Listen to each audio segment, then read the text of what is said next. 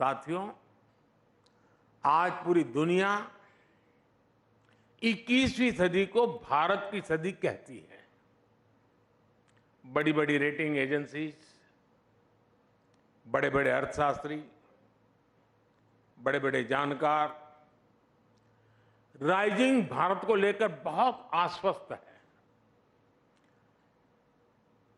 और इन लोगों के मन में कोई इफ नहीं है, बट नहीं है, नो इफ नो बट्स। आखिर ऐसा क्यों है? कोई सवालिया निशान नहीं, ऐसा क्यों है? ऐसा इसलिए है क्योंकि पूरी दुनिया आज ये देख रही है कि पिछले 10 साल में भारत ने कितने बड़े परिवर्तन किए हैं। आजादी के बाद से जो सिस्टम बना,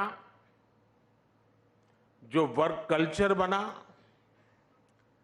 उस सिस्टम में ये ट्रांसफॉर्मेशन लाना इतना आसान नहीं था, लेकिन ये हुआ है। और ये हम भारतीयों ने ही करके दिखाया है। आज भारत का कॉन्फिडेंस लेवल हर भारतीय की बातों में झलकता है। आज हम विकसित भारत की बात कर रहे हैं। आज हम आत्मनिर्भर भारत की बात कर रहे हैं। और लोग चाहे विपक्ष में हो, देश के भीतर हो या देश के बाहर हो, सब भारत की उपलब्धियां देख रहे हैं। सिर्फ 10 साल में 25 करोड़ लोगों का गरीबी से बाहर निकलना, क्या ये ऐसे ही हो गया होगा क्या? सिर्फ 10 साल में भारत का 11वें नंबर से 5वें नंबर की इकोनॉमी बन जाना, क्या ऐसे ही हुआ होगा क्या? सिर्फ 10 साल में भारत का फॉरेक्स रिजर्व बढ़कर के $700 बिलियन के पार पहुंच जाना, ये क्या ऐसे ही हुआ होगा क्या? सिर्फ 10 साल में भारत का एक्सपोर्ट $700 बिलियन पार कर जाना, क्या ऐसे ही हुआ होगा? और ये तो अभी कुछ भी नहीं है। अभी तो और भी आगे जाना है।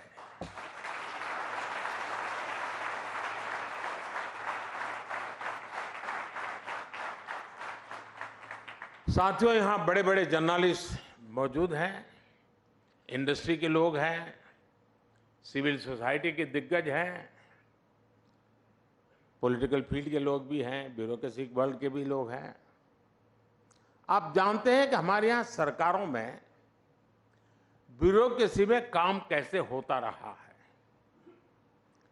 फिर वो एक फैक्टर क्या था जिसकी वजह से ये बदलाव आया?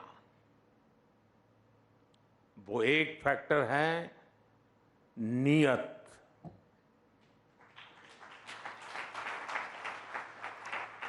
नियत सही तो काम सही। और नियत कौन सी? नेशन फर्स्ट की नियत। मेरे देश में कोई कमी नहीं है कि उसकी पहचान गरीब देश के रूप में हो। हम दुनिया के सबसे युवा देश हैं। एक समय में हम ज्ञान में, विज्ञान में सबसे आगे रहे हैं। दुनिया की कोई वजह नहीं है कि भारत किसी भी देश से पीछे रहे। बस हमें नेशन फर्स्ट की नीयत के साथ आगे चलना है। ये देश जो हमें इतना कुछ देता है, हम उसमें सिर्फ रहते हैं या फिर देश के लिए कुछ अलग करते भी हैं, ये फर्क बहुत बारीक है, लेकिन बारीक सा फर्क ही देश को आगे ले जाता है। जिस दिन आप अपने काम को देश के साथ जोड़ लेंगे, आप जो कुछ भी हैं, आप डॉक्टर हैं, इंजीनियर हैं, स्टार्टअप शुरू कर रहे हैं, जिस दिन आप अपने काम को देश के लक्ष्यों के साथ जोड़ लेंगे, तो समझ लीजिएगा कि नेशन फर्स्ट का बीज आप में अंकुरित हो गया है। यही नेशन फर्स्ट का बीज आज सरकार में, सिस्टम में, हर व्यवस्था में, हर व्यक्ति में, देश के कोने कोने में राइजिंग भारत का आधार बन रहा है। सिर्फ अपने लिए ही जिए, सिर्फ अपने लिए जिए तो क्या जिए? जीना है तो देश के लिए, और मरना भी है तो देश के लिए। साथियों, 2014 से पहले और आज की स्थिति में एक और ऐसा अंतर आया है जिसकी उतनी चर्चा नहीं होती। ये चर्चा देश की साख से जुड़ी है। जिस देश की साख गिर रही हो, उस देश के लोगों का स्वाभिमान भी ऊंचा नहीं रह सकता। 2014 के पहले भारत के साथ क्या स्थिति थी, आप याद कीजिए। 2014 से पहले घर घर में भ्रष्टाचार बड़ा मुद्दा था, देश की साख गिर रही थी, लेकिन तब की सरकार झूठे तर्कों के आधार पर अपने घोटालों को डिफेंड करने में जुटी रहती थी। आज स्थिति एकदम अलग है।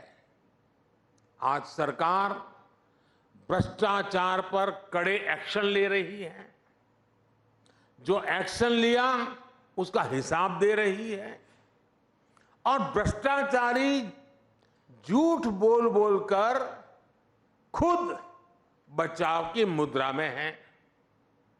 तब देश पूछता था कि पावरफुल लोगों पर ईडी, सीबीआई जैसी एजेंसियां एक्शन क्यों नहीं लेती, ये सवाल पूछा जाता था। आज पावरफुल और भ्रष्ट लोग पूछ रहे हैं कि एजेंसियां उन पर एक्शन क्यों ले रही है।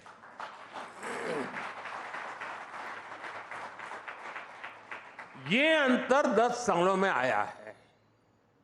बात वही है, नीयत सही तो काम सही। करप्शन पर कार्रवाई, ये मेरा कमिटमेंट है। साथियों, हमारे देश में भ्रष्टाचार इसलिए भी अधिक था क्योंकि सरकारी दफ्तर, सर्विस सेंटर बनने के बजाय पावर सेंटर बन गए थे। हर काम के लिए देशवासियों को सरकारी दफ्तरों के चक्कर लगाने पड़ते थे। हमने सरकारी दफ्तरों को सत्ता के बजाय सेवा का केंद्र बनाया। सरकारी सेवाएं ज्यादा से ज्यादा फेसलेस हो, बिल से लेकर टैक्स जमा करने तक की अधिकतर सेवाएं ऑनलाइन हो। हमने इसका प्रयास किया। आज सरकार की ज्यादातर खरीद जेम पोर्टल के माध्यम से होती है। आज सरकार के टेंडर ऑनलाइन होते हैं। आप याद करिए, 2G जैसी सामान्य सुविधा के लिए पहले की सरकार में कितना बड़ा भ्रष्टाचार हुआ। अगर उस दौर में 5G आता तो पता नहीं ये क्या क्या करते। साथियों, पहले के समय में भ्रष्टाचारी बहुत दिमागी तिकड़म लगाते थे। हमारी सरकार ऐसे भ्रष्टाचारियों का इलाज टेक्नोलॉजी से भी कर रही है। आज भ्रष्टाचारियों की धरपकड़ आसान हुई है।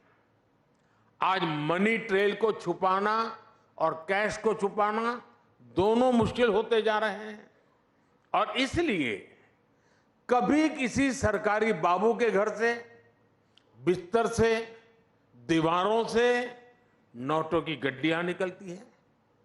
कभी किसी कांग्रेस के सांसद के घर से सैकड़ों करोड़ के नोटों के ढेर निकलते हैं। कभी किसी टीएमसी के मंत्री के घर से नोटों के ढेर निकलते हैं। इसलिए चारों तरफ बौखलाहट नजर आती है, बिलबिलाए हुए हैं। और ये सब होता क्यों है? बात वही है, नीयत सही तो काम सही।